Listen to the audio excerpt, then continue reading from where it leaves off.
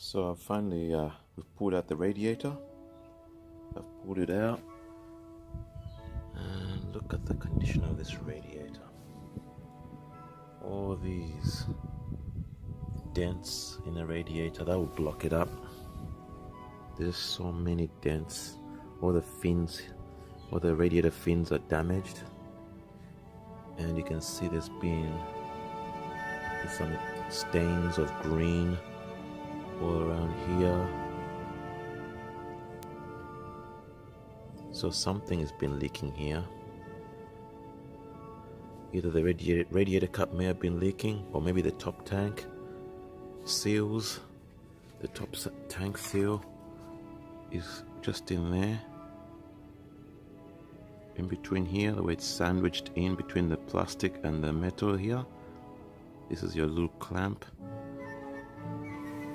The radiator body is this bit here, from there to down here, and then you got the bottom tank right here, and some extra cooling fans to help cool it down even further. It's triggered by a switch, a thermal switch, and these are the power supplies right here for these two radiator fans.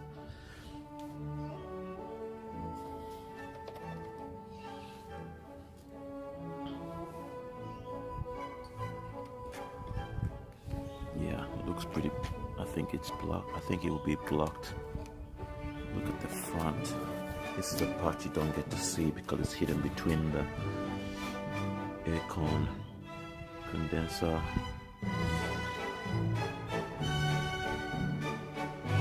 Just in front of the engine. This is what in front of the behind the bumper.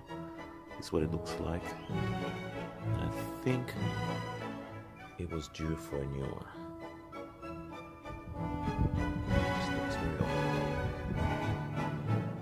And I hope it solved my overheating issues for this car.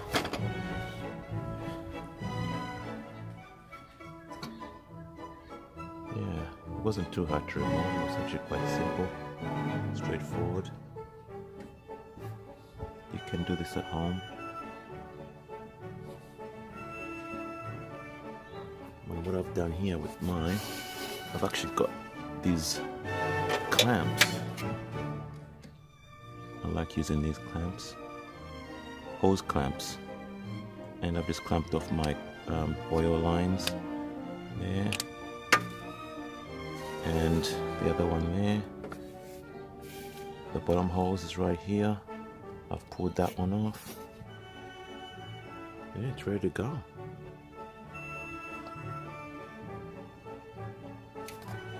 I'll clean this one up a little bit.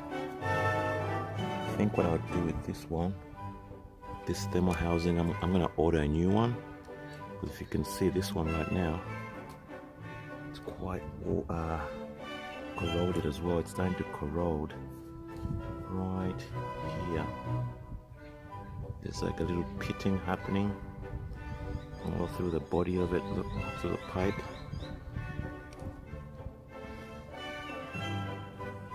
And let's have a look there. Down here too.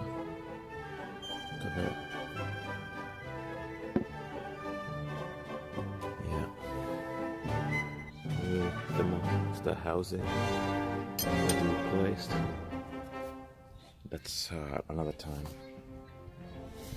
But for now, I'll be able to just test this one out. Okay.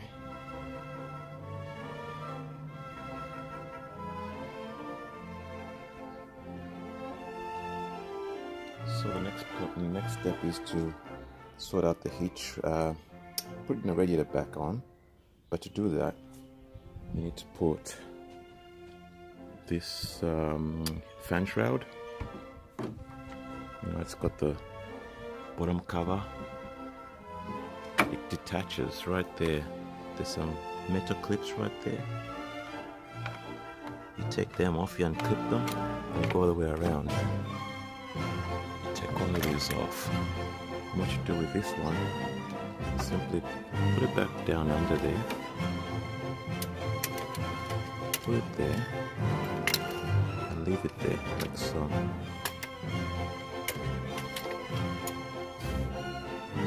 Just leave it down there.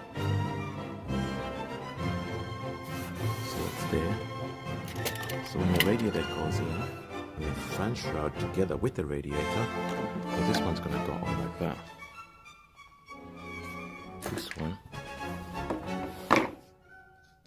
This one goes on like so.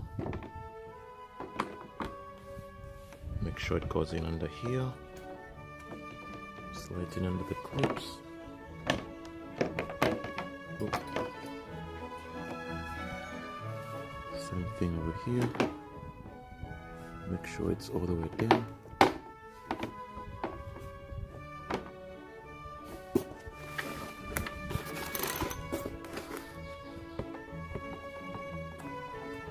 Make sure everything's okay and lining up. So what I'll do is up here, I'm gonna put my bolt.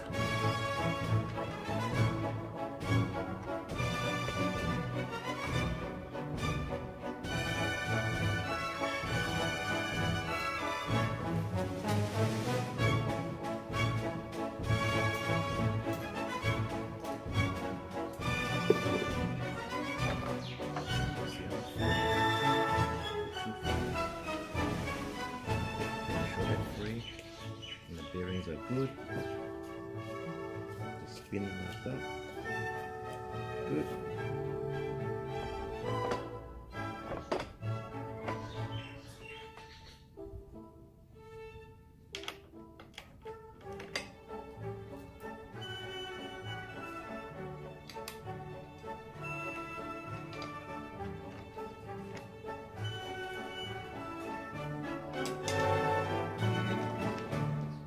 Much easier, makes your job easier if you pre-assemble it before putting it back on the car. Put as much as you can back on the radiator. Put it all in as one piece. In one piece. That way you can also assess the situation with this. Make sure it's all good.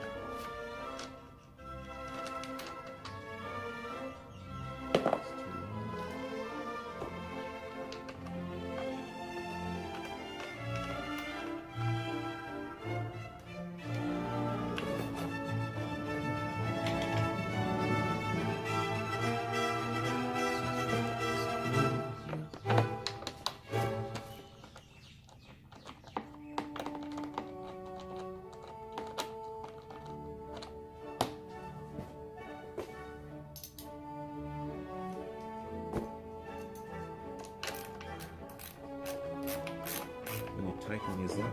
When you're tightening these up, make sure you don't tighten it too tight. Just finger tight. Just use your fingers. Use the ratchet. Use that ratchet. Not too tight. Just finger tight. Light finger tight. But these things are plastic.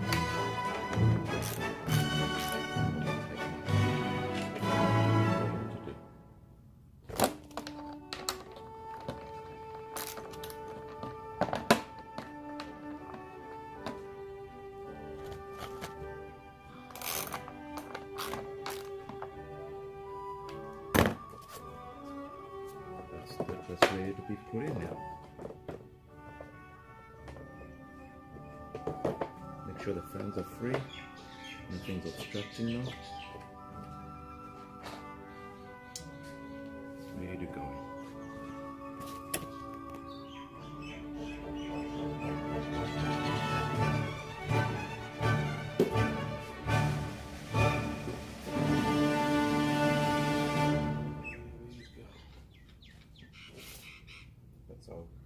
Radiator all complete. Slide it down through here carefully. Kind of scratching.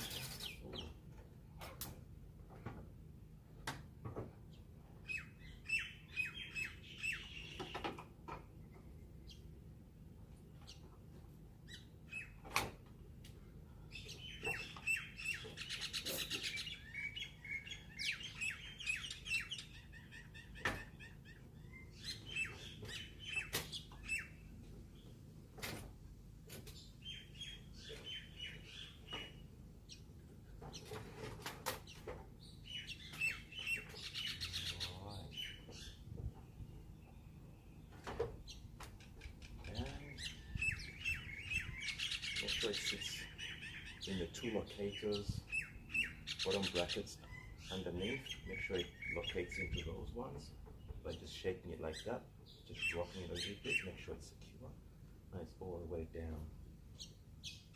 And then connect the bottom piece that I showed you earlier. Now it's time to put that on. You can do that now, or you can do that at the very end.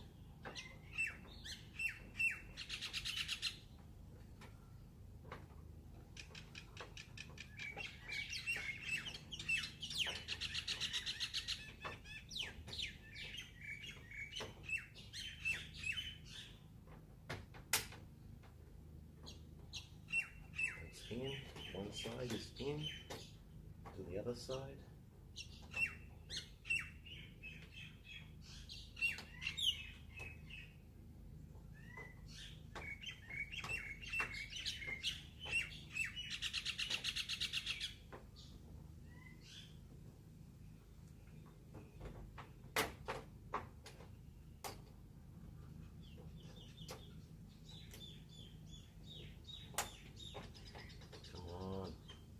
Sometimes the things don't want to locate properly.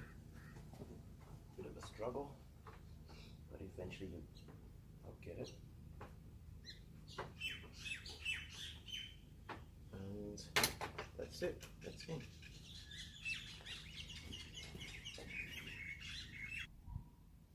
Now we're just gonna put in I'll just show you how to put on the top hoses. What I do, I put some of these WD-40. Hang on, let me just check that. This is a WD-40. It's like a dry lubricant, really. Some type of, you need some either rubber grease. And what I do is I just put some there on the connections. If the hoses are a little bit tight, this helps a lot. Just to help slide these new hoses on, because they can be a bit tighter than the old ones. And I'll do the same thing for the bottom ones as well, so you don't spend so much time wrestling the hoses on. It helps a lot, believe me.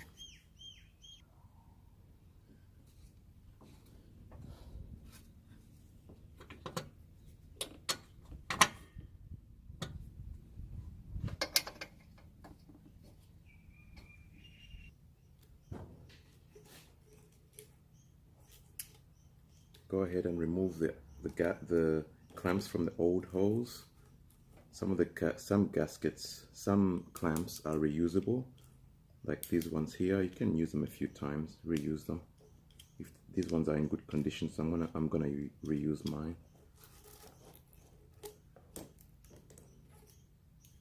If it's got a spring clamp, they recommend not reusing them again. So there you go.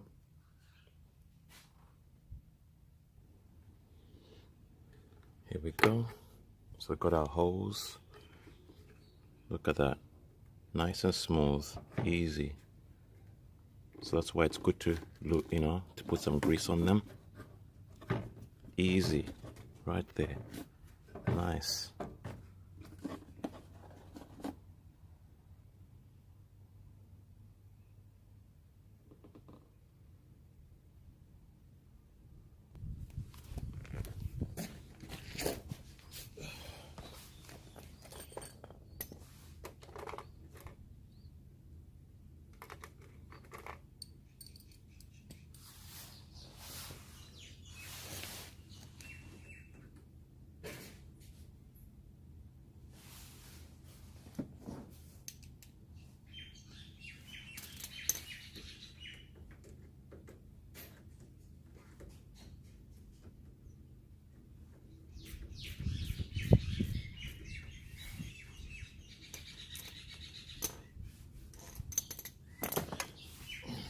Done.